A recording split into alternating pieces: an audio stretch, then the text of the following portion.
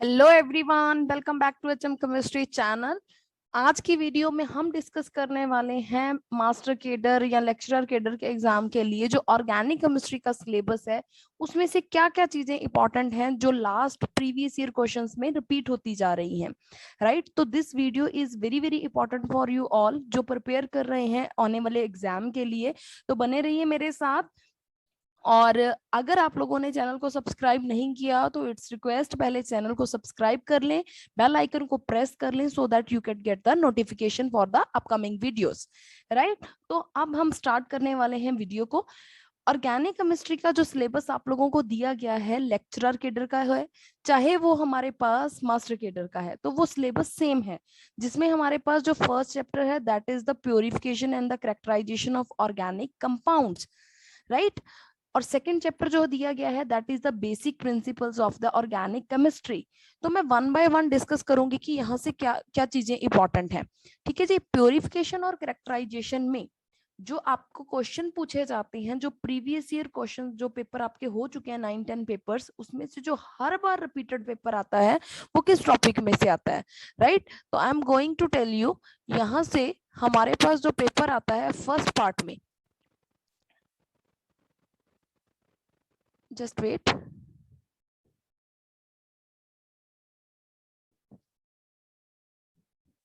तो जो purification chapter है, ठीक है, उसमें हमारे पास जो क्वेश्चंस आते हैं वो लैब टेस्ट पे आते हैं। लैब टेस्ट जिसमें से आपसे डायरेक्टली क्वेश्चन पूछे जा सकते हैं कि लिसेंज एक्सट्रैक्ट कैसे बनता है, या फिर सल्फर है या नाइट्रोजन है, हेलोजन्स है, इसकी डिटेक्शन के टेस्ट पूछे जा सकते हैं, किस किस चीज से होता है। नाइट्रोजन की एस्टिमेशन जैसे जिल्डाल मेथड से होती है, ये सभी को पता है। अब जिल्डाल मेथड में ये नाइट्रोजन किस मेथड से निकाली जाती है, एक होता है ड्यूमास मेथड। तो ये ना डायरेक्ट क्वेश्चंस पूछे जाते हैं यहाँ से, जैसे लिबिग्स मेथड है, ठीक है। तो ये डायरेक्टली आपने पढ़ने हैं। और जैसे आ जाता है कि जैसे सल्फर की डिटेक्शन है, नाइट्रोजन की डिटेक्शन है, तो रिंग टेस्ट है, वो कौन कंपाउंड देता है, उसकी हमारे पास ऑक्सीडेशन स्टेट क्या है, ठीक। तो this is very very important. यहाँ से मान के चलिए हर बार पेपर में आपको कोई ना कोई क्वेश्चन जरूर मिलता है, 1 से 2 मार्क्स का पेपर इस पेपर में से, क्वेश्चन पेपर में से आता ही आता है, ठीक है। तो ये बहुत बहुत इंपॉर्टेंट है, जिसमें से डायरेक्ट आपने detection of nitrogen, sulphur, phosphorus, ये डायरेक्ट आप टेस्ट याद कर लीजिए। जो जो इसके मतलब कलर आते हैं जो हमारे पास, जैसे पर्शियन ब्लू कलर आता है, तो पर्शियन ब्लू कलर जो नाइट्रोजन की डिटेक्शन में आता है वो क्यों आता है, किस कंपाउंड की वजह से आता है, क्या उसकी ऑक्सीडेशन स्टेट होती है। तो डेफिनेटली ये पेपर में आते ही आते हैं, हर बार आएंगे ही आएंगे, और इस चैप्टर में से यही आता है और कुछ भी नहीं आता। सेकेंड चैप्टर जो हमारे पास है बेसिक प्रिंसिपल, ठीक है, तो इसमें से हमारे पास जो क्वेश्चंस आते हैं, देखो कभी भी रेडिकल्स, कार्बे एनाइंस, इसके ऊपर एज सच क्वेश्चन नहीं आया हुआ, बट डेफिनेटली कार्बे कैटायन की रीअरेंजमेंट्स पे क्वेश्चंस आते हैं जो विद इन द मैकेनिज्म्स आपको पेपर में दिए हुए हो सकते हैं, ठीक है। Definitely carbocation that is the most most important जो हर बार पूछा जाता है, और उसमें से भी रिंग एक्सपेंशन के केस जो हैं that is most most important, her bar paper में आते हैं, हर बार, ठीक है। जो मर्जी पेपर आप उठा के देख लीजिए। और उसके बाद जो हमारे पास क्वेश्चन आता है हाइपर कॉन्जुगेशन पे, वेरी वेरी इंपॉर्टेंट, जिसमें आपने अल्फा हाइड्रोजन कैलकुलेट करने हैं, और उसी की वजह से हमारे पास जो पेपर में क्वेश्चन आता है स्टेबिलिटी का आ जाता है, स्टेबिलिटी के साथ साथ हीट ऑफ हाइड्रोजिनेशन या कंबस्शन का पूछ लिया जाता है। तो this is very very important. उसके बाद जो हमारे पास क्वेश्चन इसमें से पूछे जा रहे हैं वो है स्टेबिलिटी के ऊपर, स्टेबिलिटी ऑफ कार्बोकेटायन। मैंने ऑलरेडी आपको बता दिया जैसे कार्बोकेटायन की स्टेबिलिटी क्या होती है, कार्बे एनायन की क्या होती है, इसमें तो टर्शरी, सेकेंडरी, प्राइमरी, हर बार ऐसा ही क्वेश्चन आपको पेपर में पूछा जाता है। तो काइंडली यही यही चीजें आप अच्छे से पढ़िए।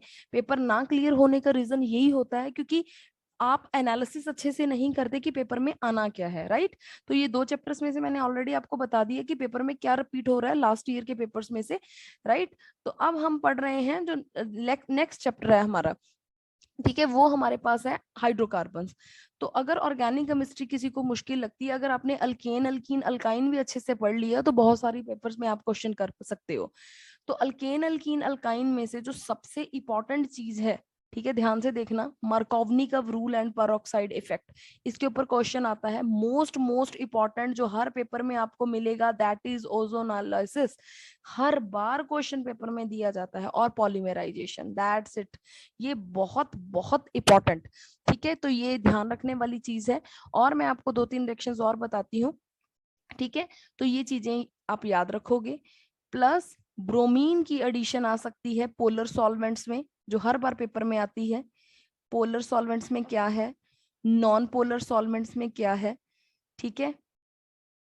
एल्कीन के ऊपर HBr की एडिशन पूछ ली जाती है, क्या बनेगा, मार्कोवनिकव रूल लगेगा नहीं लगेगा, पेरोक्साइड दे दिया जाता है, क्या बनेगा, ठीक है, ये चीज हो सकती है, बहुत बहुत इंपॉर्टेंट। थर्ड चीज ओजोनोलिसिस, हमेशा अल्कीन्स के ऊपर ज्यादातर पेपर देखा जाता है आपको। फ्री रेडिकल एडिशन, ठीक है, जब भी जैसे क्लोरीन की एडिशन है अल्केन्स में से, तो ये बहुत पूछा जाता है पेपर में। फिफ्थ टॉपिक जो इसमें से बन सकता है आपका, वो है पॉलीमराइजेशन। जैसे आपको कुछ भी दे देंगे कि इथीन है, वो पॉलीमराइज करके क्या बनती है, तो ये पॉलीमर चैप्टर जो आपने पढ़ा है, that is the same thing, ठीक है ना। अब यहाँ से ना एक चीज और बनती है, यहाँ से आपके एसिडिटी के क्वेश्चन बहुत आते हैं, एसिडिक स्ट्रेंथ के क्वेश्चन आते हैं, ठीक है, कि कौन ज्यादा स्टेबल है, अल्केन है, अल्कीन है, अल्काइन है, ये पूछ लिया जाता है पेपर में, राइट। तो ये वीडियो थोड़ी लेंथी होगी, बट डेफिनेटली ये आपको बहुत अच्छा स्कोर देके जाएगी अगर आप अच्छे से देखते हैं। और उसके बाद आपके जो क्वेश्चन बनते हैं, 2 रिएक्शंस बहुत इंपॉर्टेंट है, जिसमें आप BH3 ऐड करते हो THF की प्रेजेंस में, और आप जो है ऑक्सीमर्क्यूरेशन रिएक्शन है, जो ऑक्सीमर्क्यूरेशन डीमर्क्यूरेशन रिएक्शन, ठीक है। तो ये वाली जो रिएक्शंस हैं, डेफिनेटली हर बार दोनों पे क्वेश्चन पूछा जाता है, मोस्ट मोस्ट इंपॉर्टेंट, ठीक है। इनकी स्टीरियो केमिस्ट्री अच्छे से पढ़िए आप, क्योंकि पेपर इसी पे ही आता है कि क्या बनेगा, ठीक है जी। ब्रोमीन की मैंने बहुत अच्छी वीडियो डाली हुई है अलग अलग सॉल्वेंट्स के साथ, इसकी स्टीरियो केमिस्ट्री क्या है, ये पेपर में इन्हीं 3-4 रिएक्शंस पे पेपर आता है। आप कोई भी पेपर उठा के देख लीजिए, आप जो मर्जी पढ़ते रहो, पर पेपर जो लास्ट 9-10 पेपर्स में से रिपीट हो रहा है, वो इसी पे रिपीट हो रहा है, राइट। उसके बाद नेक्स्ट चैप्टर जो हमारे पास है, दैट इज हेलोजन। हेलोजन के चैप्टर में मोस्ट मोस्ट इंपॉर्टेंट थिंग जो हर बार पेपर में आती है, that is SN1 SN2, right. किसी को अगर कुछ नहीं भी आता तो प्लीज आप ये टॉपिक जो मैं बता रही हूँ वो करके जाना, मैं गारंटी देती हूँ इससे बाहर पेपर नहीं आएगा। क्योंकि हर बार अगर पेपर 9-10 पेपर्स में से एक ही चीज आपको बार बार पेपर में पूछी जा रही है, तो डेफिनेटली इस बार भी वही चीजें रहेंगी। SN1 SN2 जो है, इसके फैक्टर्स हो गए, ठीक है, उसका कुछ भी आपको दिया जा सकता है, इसके सॉल्वेंट्स दिए जा सकते हैं, इसकी स्टेबिलिटी दी जा सकती है, इसका ऑर्डर पूछा जा सकता है, जो हर बार पेपर्स में पूछते हैं। प्लस जो सेकंड चीज है जो इस पेपर में से पूछी जा सकती है, जैसे क्लोरल क्या होता है, क्लोरोफॉर्म की रिएक्शंस पूछ ली जाती हैं, क्लोरोपिक्रिन क्या होता है, ठीक है, लुईसाइट क्या होता है, मतलब ये छोटी छोटी चीजें हैं। जो आइडोफॉर्म टेस्ट कौन देता है, ठीक है, iodoform test most most most important, and again it is most most important, sure question है ये जो पेपर में आने हैं, राइट। दिस नेक्स्ट चैप्टर जो हमारा रहेगा, that is the oxygen containing compound. तो ध्यान से देखते जाना, मैं टिक मरवाऊंगी आपको, हाइलाइटर से मैं हाईलाइट करती हूँ कि कौन कौन सी चीजें आपकी यहाँ पे इंपॉर्टेंट है। सी, अल्कोहल और फिनोल की एसिडिटी पे क्वेश्चन पूछते हैं, राइट। एसिडिटी पे क्वेश्चन पूछे जा सकते हैं, तो 1 मिनट पहले मैं आपको टिक कर मरवा दूं कि क्या क्या चीजें हैं, नोट कर लीजिए। Mechanism of dehydration, very very important, जहां से हर बार क्वेश्चन पेपर में आपको देखा जाता है। एसिडिटी के क्वेश्चन ऑर्डर पे क्वेश्चन आते हैं, डेफिनेटली आते हैं, ठीक है। उसके बाद हमारे पास रीमैटिमन रिएक्शन पे हर बार आपको पेपर में कुछ ना कुछ इसका मिलेगा, और क्या बनता है, सैलिसिलिक एसिड, सैलिसल्डिहाइड। ईथर्स में हमेशा जो क्वेश्चन आता है, that is Williamson ether synthesis, ठीक है जी। उसके बाद वुल्फ किश्नर रिडक्शन हो गई, क्लेमेंसन रिडक्शन होगी, very very important, right. Aldol reaction बहुत इंपॉर्टेंट, कैनिजेरो पे इस बार भी क्वेश्चन आया हुआ था। हेलोफॉर्म रिएक्शन, ठीक है, बहुत इंपॉर्टेंट है ये। प्लीज जो जो चीजें बता रही हूँ वो आप नोट डाउन कर लीजिए और प्लीज छोड़ के मत जाइए, क्योंकि पेपर जो आपको मैंने बताया है that will definitely repeating again and again. ठीक है, तो ये सारी चीजें हैं, तो ध्यान से देखना। यहाँ पे आपके एसिडिटी स्ट्रेंथ के क्वेश्चंस, ठीक है, एसिडिक स्ट्रेंथ के क्वेश्चंस बनते हैं। सेकंड वन जो हम आपको बताया रिमोटिमन रिएक्शन, बहुत इंपॉर्टेंट है, क्योंकि ये ऐसा चैप्टर है जिसमें से आपके नेम रिएक्शन आनी आनी और इस पे हमेशा क्वेश्चन आता है। ठीक है, उसके बाद वुल्फ किशनर रिडक्शन, क्लीमेंसन रिडक्शन, बहुत important, Cannizzaro reaction.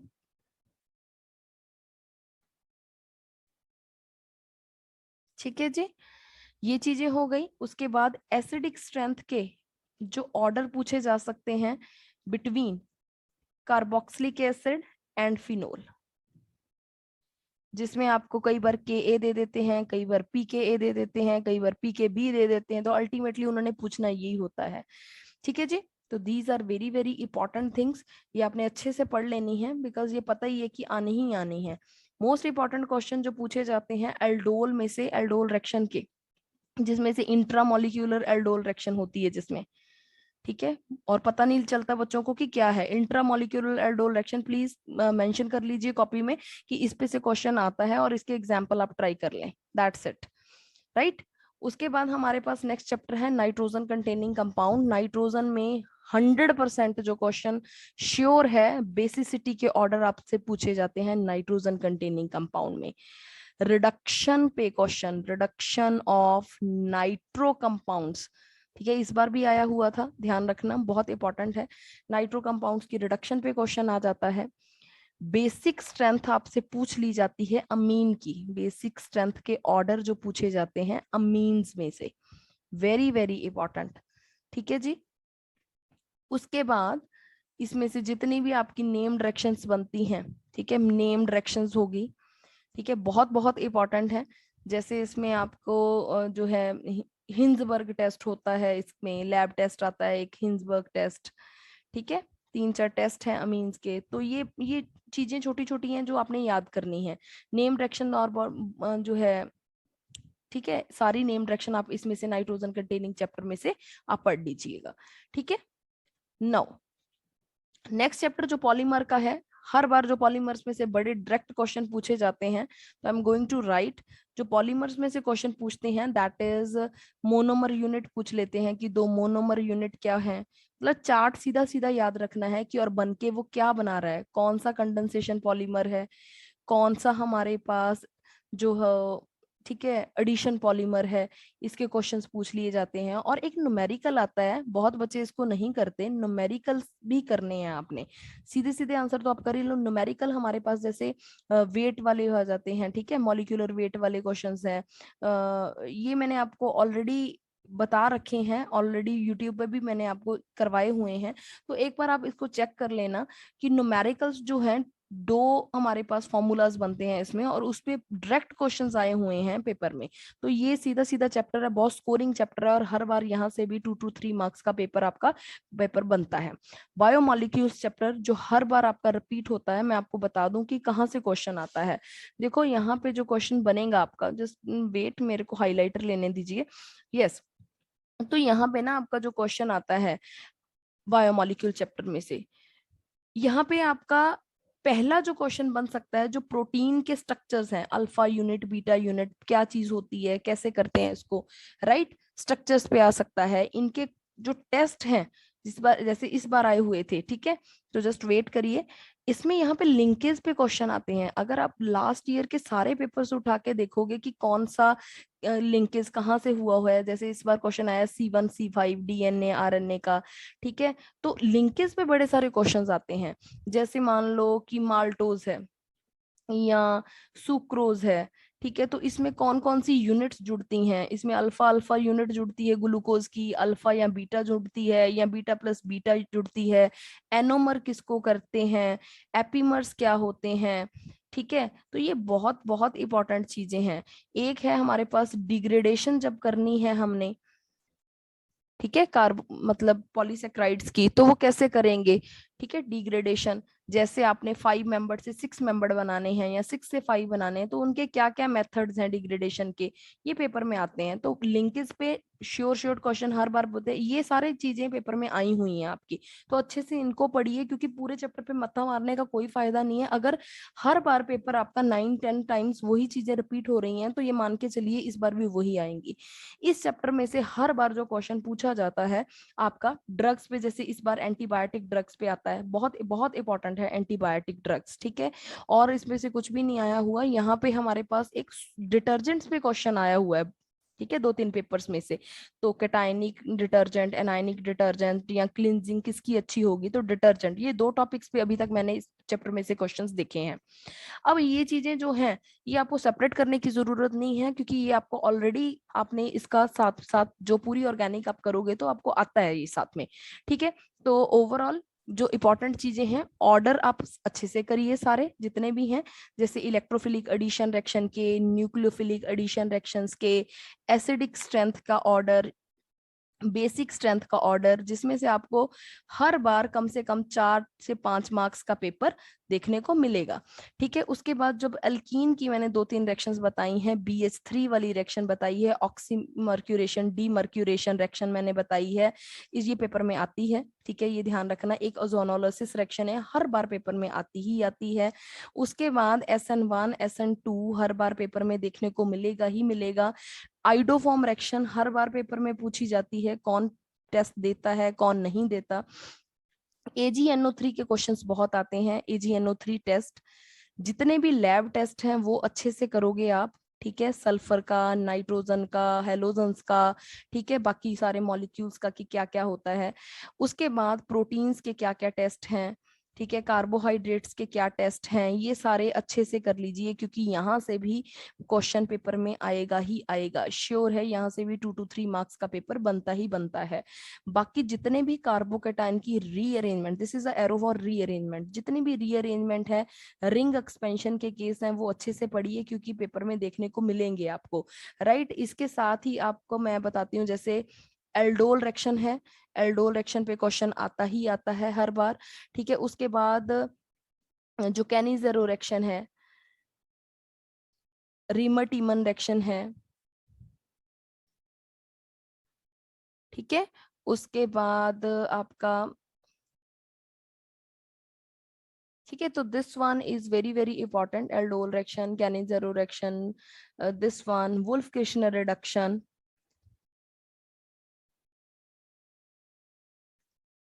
क्लीमेंसन reduction, reduction वाली रिएक्शंस बहुत ज्यादा इंपॉर्टेंट है।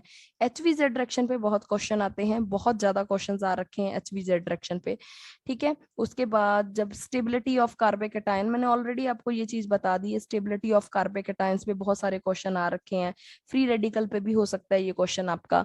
उसके बाद आपका मार्कोवनिकव रूल के हिसाब से या परऑक्साइड इफेक्ट के हिसाब से कोई भी क्वेश्चन आपको पेपर में दिया हुआ हो सकता है। प्लस आपको इसके साथ साथ जो पढ़ने की जरूरत है, that is lithium aluminium hydride की रिडक्शन, डाइबल H हो गया, ये पेपर में दिया जाता है, सोडियम बोरोहाइड्राइड हो गया, ये रिएजेंट बड़े इंपॉर्टेंट हैं, ठीक है, पेपर में पूछ लिए जाते हैं, क्योंकि ये सिलेक्टिव हैं बहुत जगह पे, तो इसको अच्छे से करिए आप। मैंने वीडियो भी डाली हुई है काफी रिएजेंट्स पे, वो चेक कर लीजिएगा आप। और आपका जो इम्पोर्टेंट चीज है, अल्केन अल्कीन में, ठीक है, इनकी स्टेबिलिटी का पूछा जाता है कि कौन ज्यादा स्टेबल है, हीट ऑफ हाइड्रोजिनेशन पूछते हैं, कंबस्टन हीट पूछ सकते हैं, ठीक है, और उसकी अल्फा हाइड्रोजन के बेस पे स्टेबिलिटी पूछी जा सकती है, ठीक है। तो ये चीजें बहुत बहुत इंपॉर्टेंट है। आप यकीन मानिए, कोई भी पेपर उठा के एक RS कॉन्फ़िगरेशन का क्वेश्चन आपको पेपर में पक्का देखने को मिलेगा, स्टीरियो आइसोमर कोई भी आपसे पूछा जा सकता है, ठीक है, जिसमें से आपने कॉन्फ़िगरेशन निकाल के फिर स्टीरियो सेंटर्स पूछे जा सकते हैं कि क्या प्रोडक्ट बनेंगे, कितने आइसोमर्स बनेंगे, कई बार पूछ लेते हैं ये, ठीक है जी। मीजो बनेगा जैसे आपको बता दें, या फिर डायास्टीरियोमर बनेगा या इनेंशियोमर बनेंगे, तो these are very very hot topics जो हर बार 9-10 पेपर से रिपीट होने वाले हैं। उसके बाद आती है स्पेक्ट्रो। देखो स्पेक्ट्रोस्कोपी मुझे पता है that is very very difficult, क्योंकि जिन्होंने MSc की है उनको ये अभी पास आउट हुए हैं तो बहुत मुश्किल लगती है, क्योंकि पेपर में बहुत एडवांस चीजें पूछते हैं। तो एटलीस्ट आपको यूवी, IR, NMR, C13, ठीक है, C13 हो गया। मैं लिख देती हूँ कौन कौन सी है जो आप अच्छे से पढ़ सकते हो। EPR, Mossbauer spectroscopy. उसके बाद आपके पास आती है NQR, vibrational rotational spectroscopy. Then you have Raman spectroscopy, and last में आपके पास आती है मास स्पेक्ट्रोस्कोपी। सी, यहां से जो क्वेश्चन आपके पास पेपर में जो रिपीटेड आ रहे हैं वो कहाँ से आते हैं? I am just going to tell you, just wait. Yes, तो देखो, यूवी में ट्रांजिशंस के ऊपर हर बार क्वेश्चन पूछा जाता है, राइट। IR में रीजंस के ऊपर पूछा जाता है, लिख लीजिए, IR में रीजंस के ऊपर। NMR में हमेशा आपको सिग्नल्स पूछे जाते हैं, ये बहुत इंपॉर्टेंट है। ये मतलब 3-4 स्पेक्ट्रोस्कोपीज हैं जो हर बच्चा कर सकता है, ठीक है। EPR आप कर सकते हो, अगर आपको अच्छी समझ है। जिसको कुछ भी नहीं आता वो ये 4 कर जाए अच्छे से, ठीक है। इस 4 के साथ वो रमन के मास स्पेक्ट्रोस्कोपी भी कर सकता है। तो you can do UV, IR, NMR, C13, मास, तब भी आपका काम चल जाएगा। अगर आपको अच्छी नॉलेज है स्पेक्ट्रोस्कोपी की तो EPR आराम से हो जाएगा, मॉसवेयर आराम से हो जाएगा, NQR नहीं होगा because this is very very difficult. और NQR का ऐसा आपको कभी भी किसी भी जगह पे मैटर नहीं मिलेगा, अच्छे वाला मैटर ना यूट्यूब पे मिलेगा, कहीं पे भी आप खोल के देखना, आपको समझ नहीं आएगा कहीं से भी। उसके बाद आता है वाइब्रेशनल रोटेशनल स्पेक्ट्रोस्कोपी, ये भी बहुत इंपॉर्टेंट है। और उसके बाद रमन स्पेक्ट्रोस्कोपी, जिसके ऊपर क्वेश्चन पूछे जाते हैं, ठीक है। तो ये सारी चीजें हैं जो आपने अच्छे से पढ़नी है। यहाँ पे रमन स्पेक्ट्रोस्कोपी में जो क्वेश्चन पूछे जाते हैं वो हमेशा स्ट्रोक्स लाइन पे पूछे, एंटी स्ट्रोक, स्ट्रोक लाइंस कितनी हैं, तो ये हर बार पूछा जाता है इसमें से क्वेश्चन, यही एरिया न्यूमेरिकल आते हैं इसमें। मास में आपको गैसेस का पूछ लिया जाता है, मेथड्स का पूछ लिया जाता है, क्या फ्रेगमेंट बनेगा वो पूछा जाता है। NQR में कंपाउंड देते हैं जिसका पूछते हैं कि NQR के कितने सिग्नल आएंगे, ठीक है। मॉसमेयर में भी आपके यही चीज होती है। इसका आपको, अगर किसी बच्चे को NMR अच्छे से आ गया, मैं फिर बोल रही हूँ this is the most most important, अगर आपको यहाँ से सिग्नल निकालने आ गए कि कितने हैं, तो NMR होगा, C13 होगा, और उसके बाद EPR, ये तीनों एक ही जैसे हैं। अगर सिग्नल आ गए तो आप आराम से बाकी तीनों भी कर सकते हो। तो यहाँ तो हर बार ट्रांजिशन के ऊपर ही क्वेश्चन आना है, तो that is very very easy. यहाँ पे जो क्वेश्चन आना है फैक्टर्स पे आता है, ये क्वेश्चन हमेशा फैक्टर्स पे आते हैं, तो इसको अच्छे से पढ़िए। तो this is all about the organic syllabus. Hopefully आपको मजा आया होगा, ठीक है, देख के। और अगर चैनल को आपने सब्सक्राइब नहीं किया, शेयर भी करिए फ्रेंड्स के साथ, और फ्रेंड्स को जोड़िए। डेफिनेटली आपको यहाँ से बहुत बहुत हेल्प मिलने वाली है। लाइक करिए वीडियोस को, सब्सक्राइब जरूर कर दें, बिकॉज मुझे भी बहुत अच्छा लगता है जब हमारी एक एक मेंबर मेरी फैमिली में एडअप होता जा रहा है, तो that is very very special thing for me, और मेरे को बहुत खुशी मिलती है। तो मिलते हैं जी एक नई वीडियो में, जिसमें हम आने वाले वीडियोस में बहुत सारे टॉपिक डिस्कस करेंगे जो इनऑर्गेनिक या फिजिकल में से रिपीटेड है, और मैं बुक्स बताऊंगी आपको कि क्या क्या चीजें आपने पढ़नी है, कहाँ से पढ़नी है। ऑर्गेनिक का मैंने आपको एक एक चीज बता दी। अगर कोई बच्चा यही टॉपिक सारे मेरे सिलेक्टिवली बताए हुए कर जाए, तब भी आप आराम से, अगर जो 25 मार्क्स की आती है हमारे पास, इसमें से आपके 20 मार्क्स तो डेफिनेटली पक्का बन जाएंगे, 20 से 22, बाहर से कुछ भी नहीं आ रहा यहाँ से, राइट। तो बाय बाय एवरीवन।